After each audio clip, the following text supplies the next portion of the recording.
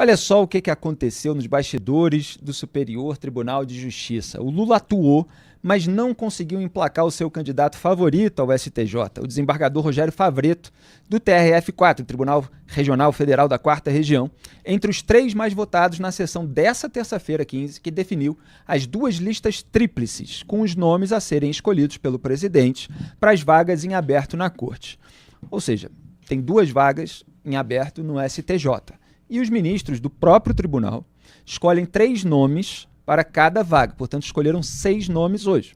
E aí depois o presidente, que é o Lula, vai escolher para cada vaga um de cada uma dessas listas de 3 nomes. Para a vaga reservada a representantes da Justiça Federal, os ministros do STJ escolheram Carlos Augusto Pires Brandão, do TRF1, que é apoiado pelo ministro Cássio Nunes Marques, do Supremo Tribunal Federal, a Daniele Maranhão Costa, do TRF1 também, e Marisa Ferreira dos Santos, do TRF3. Antes da votação, o jornal o Globo informou que o Lula havia conversado pessoalmente com alguns ministros do STJ e mandado um recado bem direto, não só a eles, mas também a outros emissários. E qual foi esse recado? Se Favretto for barrado pelo grupo dominante na corte, liderado pelos ministros Luiz Felipe Salomão e Mauro Campbell, que reúne cerca de 15 magistrados, vai dar o troco. Lula vai dar o troco, não indicando o candidato apoiado por eles na disputa do Ministério Público, que é o Sami Barbosa Lopes, mesmo que esteja na lista tríplice. Então, esse foi o recado.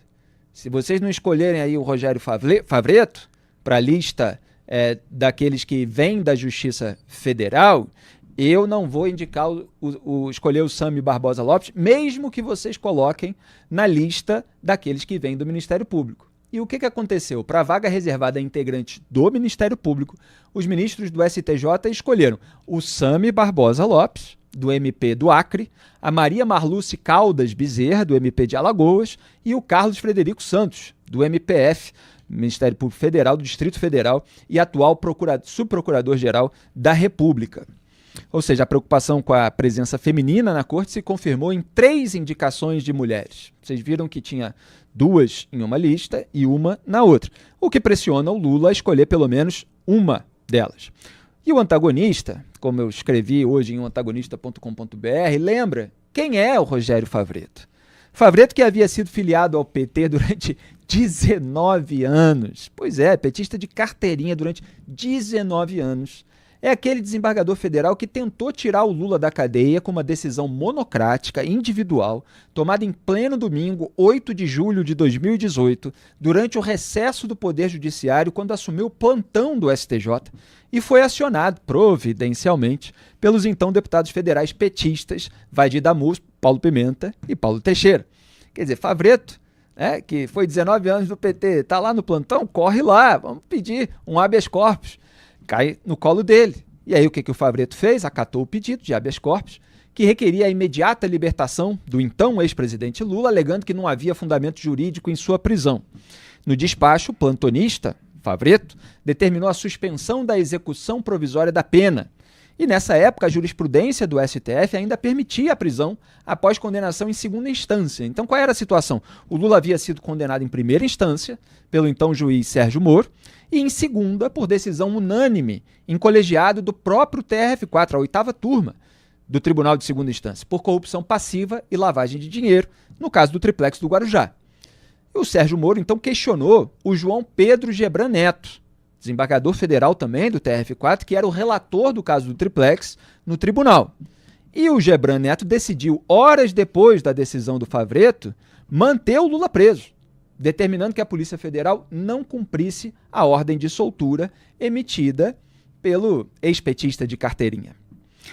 Muito bem, quem não viveu esse dia, olha, não imagina, não tem a dimensão da confusão nacional que foi esse episódio.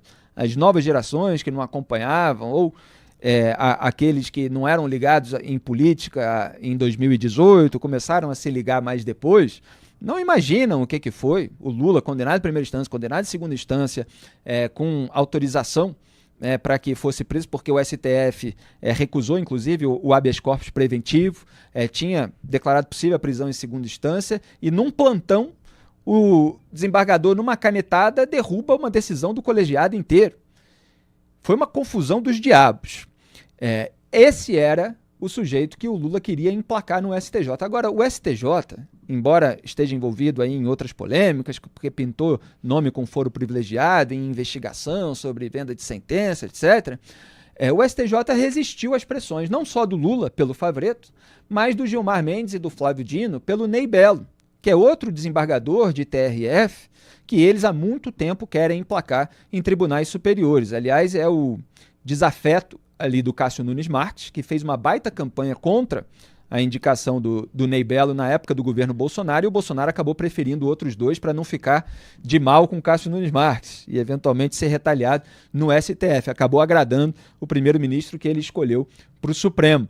Então, Ney Bello ainda não conseguiu subir do TRF para um tribunal superior, embora tenha muitos aliados lá em cima. Então, foram derrotas do Lula, do Gilmar e do Flávio Dino. Duda Teixeira.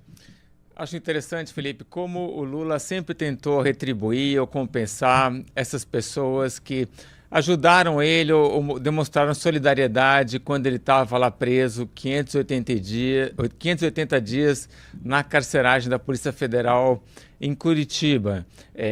Acho que esse período foi muito marcante para o Lula. Então, quando ele vira depois presidente, veja aí que várias pessoas que foram para lá depois conseguiram postos no governo, né? O Fernando Haddad, que a gente já comentou aqui, o Paulo Pimenta, a Gleisi Hoffmann vira presidente do PT, a Janja depois vai ter também uma participação no governo.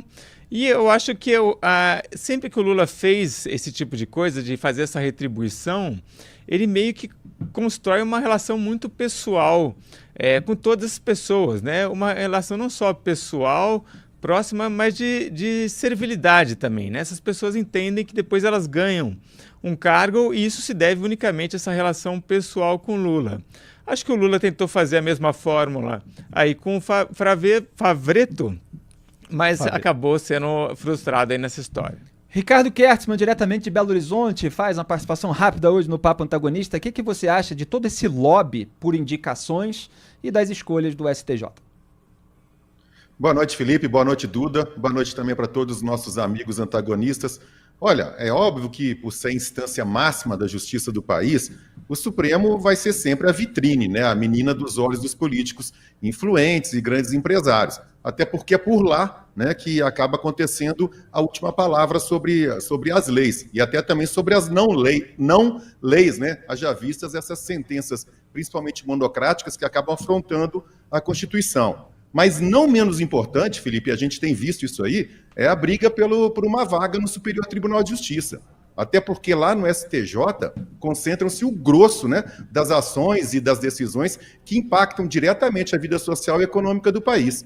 Acho até que por estar sempre em menos evidência, essa briga política por trás das nomeações desses ministros acaba sendo até mais aguerrida, tanto que a gente vê embates muito ferrenhos, seja no campo político, até mesmo no campo empresarial e setorial. São 33 ministros, são nomeados diretamente pelo presidente da República após essas listas tríplices, né, que você acabou de explicar para a gente. Tem desembargador, tanto desembargador federal quanto estadual, e também tem advogado e membro do Ministério Público, cada um ocupando uma dessas listas.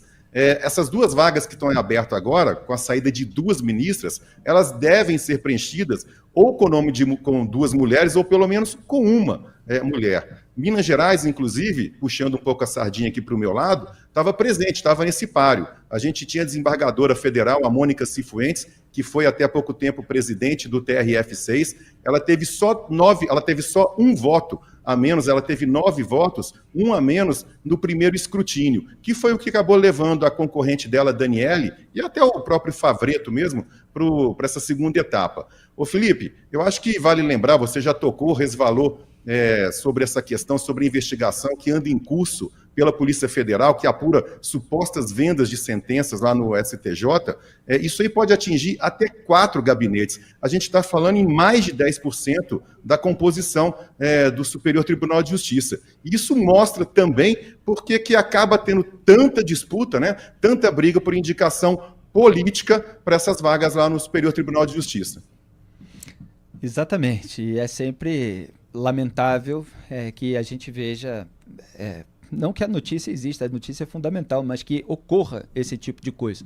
Então, o Centro de Controle de Atividades Financeiras, o COAF, aquele que identifica movimentações bancárias atípicas, viu ali envolvimento de algum ministro no STJ, de acordo com o que foi noticiado, em esquema de venda de sentença. Isso está sendo apurado de uma forma sigilosa, não temos o nome, há evidentemente suspeitas no ar, e vamos ver como é que o tribunal reage. Nessa votação, estava resistindo ali ao lobby do Lula, do Gilmar e do Flávio Dino, mas não quer dizer que não haja outros lobbies. A gente vê ali a ascendência que o Luiz Felipe Salomão, o Corregedor Nacional de Justiça, cujos relatórios eu tantas vezes critiquei e ironizei aqui no programa, tem sobre outros ministros. O próprio Favretto, ele teve um outro ministro que, em off, disse para o jornal O Globo que ele teria apenas 2 votos sem o apoio do Palácio do Planalto, mas com o apoio do Lula ele conseguiu 14, só ficou 3 abaixo do mínimo que ele precisava para acabar entrando na lista tríplice. Então, há sim muita costura de bastidor. E é óbvio que é também lamentável que ministros do STF fiquem apadrinhando indicados em outros tribunais e muitas vezes fazendo todo um jogo político junto ao presidente da República, né, para que ele indique os seus favoritos. E o presidente, óbvio, está de olho nas decisões dos ministros do STF que possam eventualmente favorecê-lo.